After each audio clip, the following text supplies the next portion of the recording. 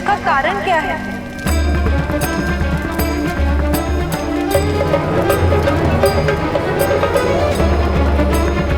हमें आपकी विषाद की अनुभूति पूर्णता है।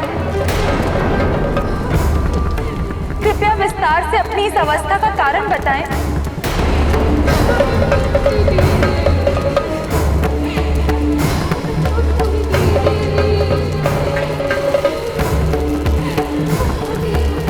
आपको इस नरकीय जीवन से मुक्त करने का क्या उपाय है?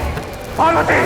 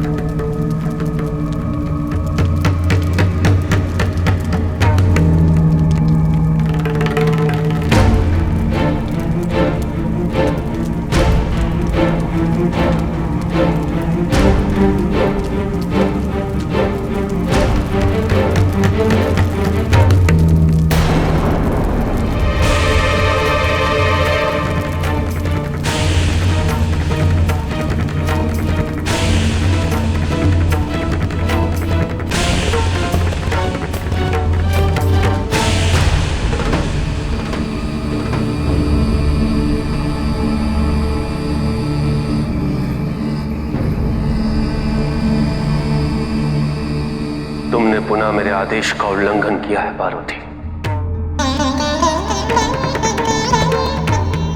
तुम्हारे यहां आने पर प्रतिबंध लगाने के पश्चात भी तुम्हें यहां आने की क्या आवश्यकता थी?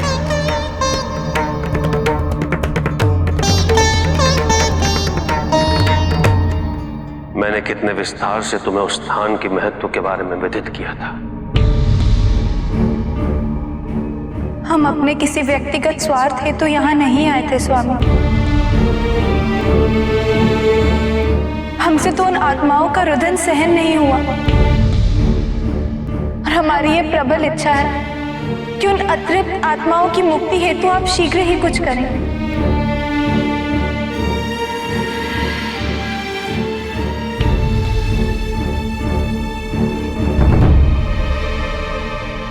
जिन कार्यों के प्रति असावधानी अथवा भूलवश पति का ध्यान नहीं जाता, उन कार्यों की ओर पति का ध्यान केंद्रित करना पत्नी का दायित्व होता है। क्या पत्नी के दायित्व की पूर्ति को आप आज्ञा का उल्लंघन मानेंगे? कदापि नहीं।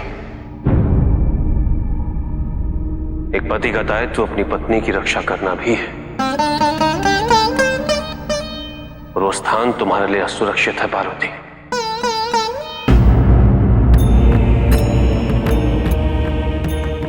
मैं स्वयं कितने कल्पों से इनकी मुक्ति का प्रयत्न कर रहा हूं।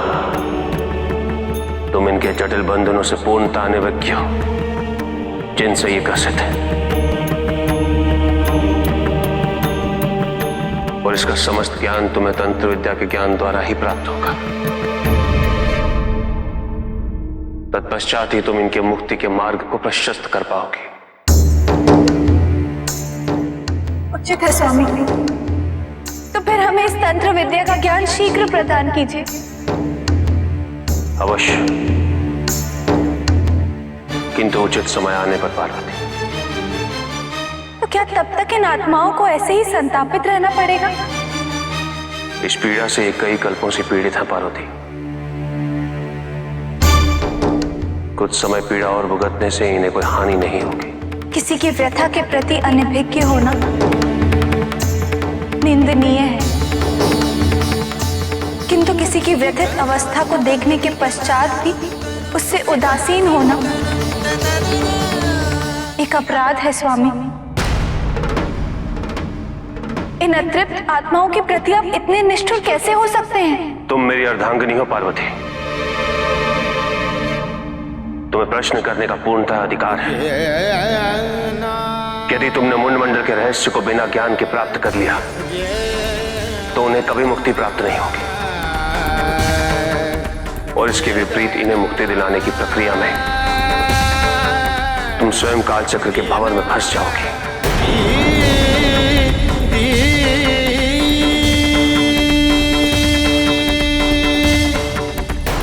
तुम्हें फिर से जन्म लेना होगा पार्वती,